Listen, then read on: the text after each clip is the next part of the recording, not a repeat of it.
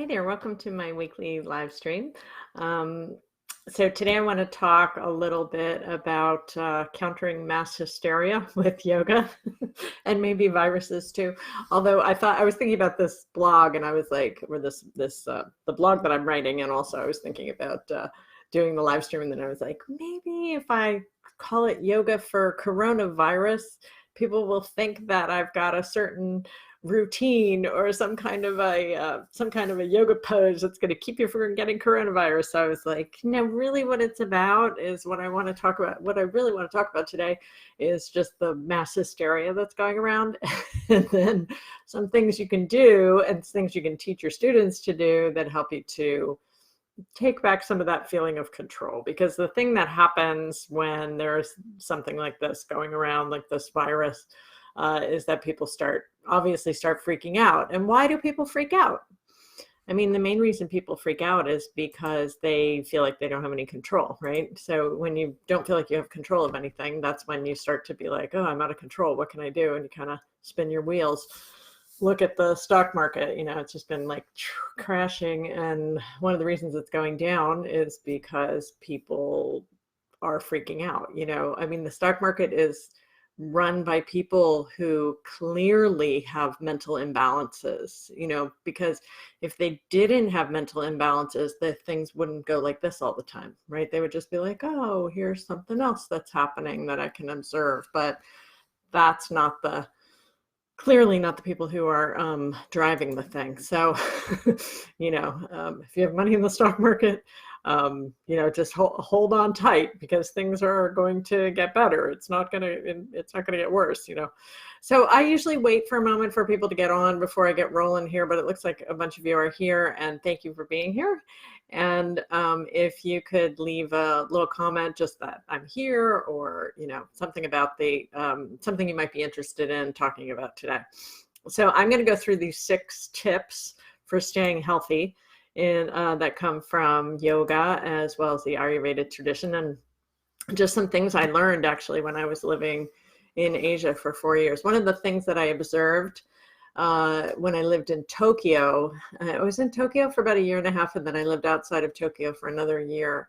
And one of the things I observed is that my friends would get off the train and we'd all, go wherever we were going and get to somebody's house. And the first thing they did was say, can I use your bathroom? Because I need to gargle. So and can I have a cup, right? Because gargling is the thing in Asia. And I feel like we used to gargle. Like, I feel like my parents gargled.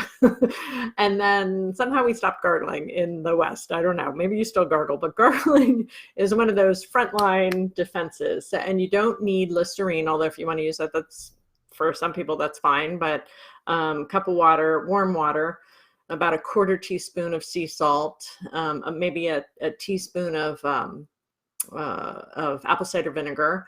And it doesn't have to be a full cup. It could be like, 8 ounces, which I guess is a full cup, but I mean, it doesn't have to be a big glass. It can be small.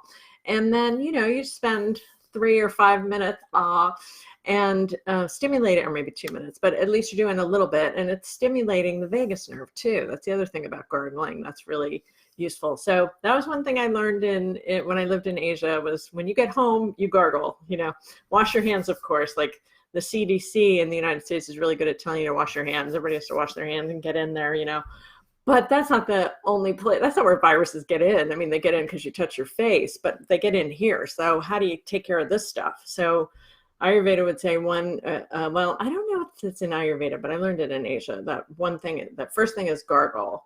And then Ayurveda definitely talks about, and I learned this from yoga teachers, washing out your eyes.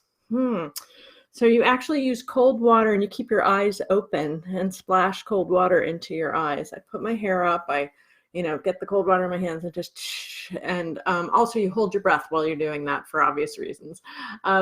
That is, they don't know why it works exactly, but it's one of the hacks that they use for the vagus nerve, to make the vagus nerve go into more of or to stimulate the vagus nerve so that your system goes into more of a parasympathetic response.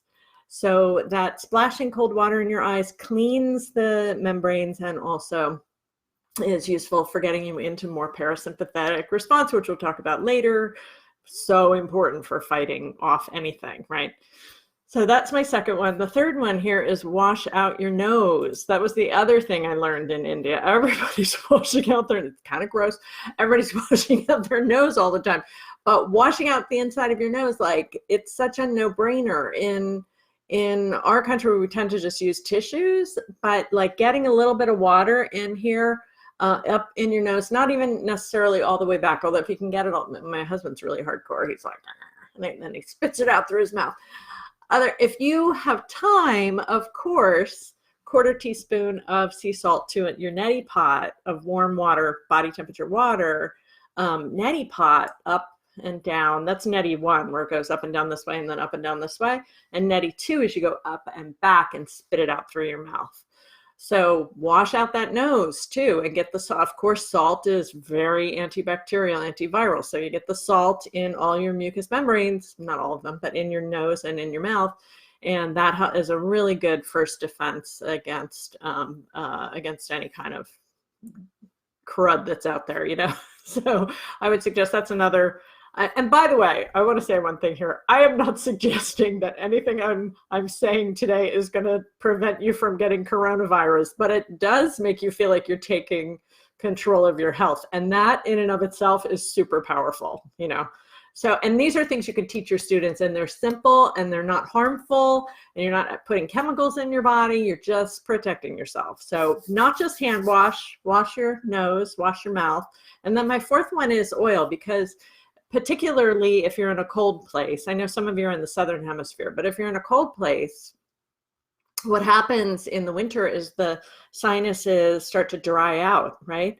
And also in the ears. So Ayurveda suggests that you use a little bit of oil. Now, of course, they have all these things where you like pour the oil in your ears and stay there and then dump it out. But even just putting a little oil in your fingertips and oiling the inside of the ears and oiling up in your nose also is very, it acts as a barrier against viruses, but it's also just very soothing to the vata, so that you're not drying out too much, because the dry membranes are that's why people get sick on airplanes. It's not only because you're packed tight, it's because now you're dried out, and it's easier to catch infections when you're dried out. So the olation is really important.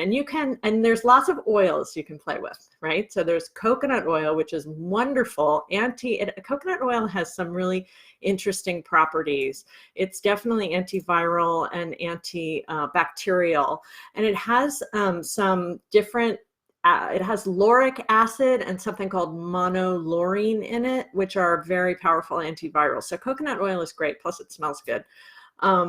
Sesame oil is another one that's often used in Ayurveda. Now, sesame oil, make sure you get pure, unrefined sesame oil, not toasted sesame oil, because you don't want the smelling like a Chinese restaurant oil, right? You want the really neutral smell sesame oil. Sesame oil is very tridoshic. Like coconut oil is a little bit more cooling, whereas sesame oil is like good for everybody, and also has antibacterial, antiviral pathogens. Now, here's the other one I want to talk about is mustard oil. When I was in India in the winter, I was staying, I was helping out at an orphanage, and I was staying in this, I was staying with the girls.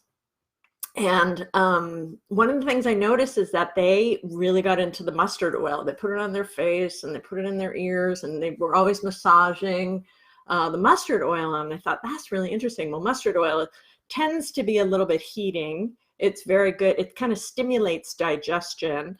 And also they think that mustard oil can reduce the risk of cancers. And it's antibacterial and antiviral and anti-inflammatory. And the other piece is that it's really good for coughs and colds. So they were using it kind of preventatively. When I was staying at this orphanage where I was volunteering, they were using the mustard oil as a prevention to not get sick. So that's you have lots of choices for the oils, right? And now there's also something in Ayurveda where you actually put the oil, it's called nasya oil, and you can squirt a lot of oil up your nose, just like you can squirt a lot of oil in your ears. So if you really get into it and you have time, you can do all this, you know. My like short version is come home, wash my hands, gargle, clean the inside of my nose, splash water on my eyes, and a little bit of oil in my ears, and then I'm good, you know. So that's my really quick fix for preventing infections. Now, the next one, number 5, I have on my list is shraddha, or trust, right? Because I think sometimes we get so, our vata gets so deranged by the media. And every place I was this morning, I saw TVs and I had the radio turned on in the car, and everybody's talking about this coronavirus. Everybody's talking about it. It's like a feeding frenzy on how we're all going to die from this virus, you know. And I'm sorry, I don't mean to laugh about it. It is serious. Like, I don't mean to don't take it seriously. It is serious. But at the same time, like, we have to step back and trust and be like, okay, things are going to be okay. There are really good, smart scientists working on this. I'm going to take the precautions necessary for my family. We're all going to, you know, we're going to get through this like we've gotten through everything else. And I think that's an important place to be, you know. And then my last point here is do some yoga, right? So don't get so caught up that you lose your practice. Make sure you get your legs up the wall sometimes. Make sure you're doing some restorative poses. Do some slow, mindful, gentle stretching, because that is a way that you activate the parasympathetic response. And that's so important for keeping you healthy, as well as what we know now, which is that the fascia matrix is very important for the transmission of the immune system, right? Or the communication of the immune system. So when you keep that fascia matrix, that the whole myofascial system happy and well functioning, you are doing really good things for your immune system. Now, before I finish and look at questions and stuff for today, I want to mention one other thing. This is no product endorsement, but I will say that I used this product. It's called Thieves, and it's from Young Living. And I know a lot of people have problems with Young Living. So DoTerra has a product called OnGuard, which is similar. And I used this when my son was in preschool, and I put 1 drop on his little feet, the bottom of his feet, every day. There is research that it shows that it kills MRSA and VRE, but of course, there's no research on coronavirus because it's new, you know, so we don't know. But I would suggest having some kind of an essential oil routine before you go out of the house is probably a good idea, you know, particularly if you're with lots of people and you're teaching lots of classes. And that's a super easy thing to recommend to your students too. And it doesn't have to be, you know, anything that's kind of an immune power. You know, this one is the one that's researched, that I know there's a lot of research on. But anything that's kind of like an immune boosting essential oil, even if it doesn't work, it makes people feel like they're in more control. And that's what's useful, right? That having a sense of internalizing your sense of control, it just makes the anxiety level go down, you know.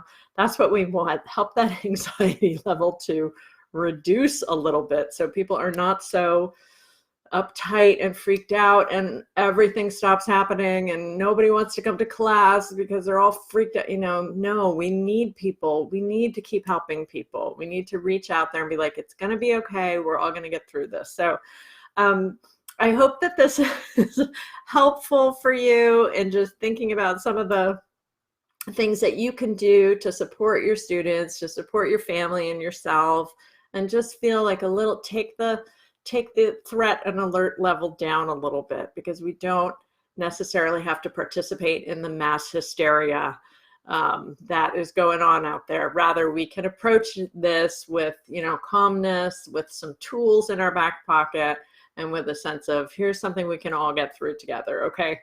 So I hope this is helpful. It's really nice to have you here. I'm just gonna see if there's any comments or questions, just some hellos. Thank you for saying hello, by the way. It's always so nice. Somebody said, great, they rarely work. Been practicing for years, I rarely get sick. Oh, they really work. I think you must have, Leah, you must have been talking about, I don't know, one of the things I mentioned. Been practicing for years. Oh, you must be talking about all of the washing your eyes and gargling and nose. Yeah, it really does. It's great stuff. Michelle said she has the Nasya oil. It is. It's really wonderful. Please put the name of the oil in the comments. Michelle asked me. Yes, I will put that in the comments. Actually, I think I put it on the description, didn't I? Yeah. Check out OnGuard by doTerra and Thieves by Young Living. Those are 2 oils that may be helpful for you. even if they just help you feel a little bit better about getting through everything. And I think it's part of what we can do is help our students to lower that level of anxiety too. It's so nice to have you all here. I really appreciate you you being here today, and I'll see you next week. And yeah, thank you. Stay healthy. Keep doing your yoga. It's all gonna be good. Namaste.